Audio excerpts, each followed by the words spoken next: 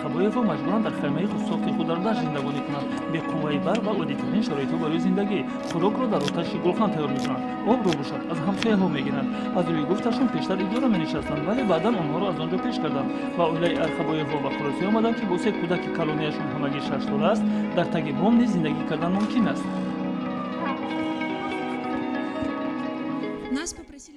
аз мо хоҳиш карданд ки ҳуҷраро холӣ кунем. баъдан мо ба хулосае омадем ки аз он ки 30-40 ҳазор барои иҷора медиҳем, дар замини худ муддати зиндагӣ кунем хубтар аст. замини мо ана он аст, беҳтараш маблағи иҷораро барои сохтмони хона сарф мекунем. дар хайма зиндагӣ кардан ба оилаи Архабоевро ба муддати дароз лозим наомад. баъди он ки таърихи ин оиларо ба воситаи телевизиони маҳаллӣ намоиш доданд, ҳакимат ба онҳо искоматгоҳии муваққатӣ ҷудо кард. баъди ин ҳодиса дар байни оилаҳои ҷибгин баҳсу мунозираҳо оғоз ёфт. оилаҳои серфарзанде ҳастанд ки 5-6 кӯдак доранд ва онҳо мегӯянд шумо вазифадоред. ҳеҷ кас дар назди шумо вазифадор нест. вақте ки фарзандро мезоӣ фикр мекунӣ, барои чӣ мезоӣ? имсол ҳаҷми кӯмакпулӣ барои оилаҳои серфарзанд зиёд карда шуд, вале он танҳо ба оилаҳое дода мешавад, ки даромадашон аз ҳадди садди камбизоатӣ зиёд набошад.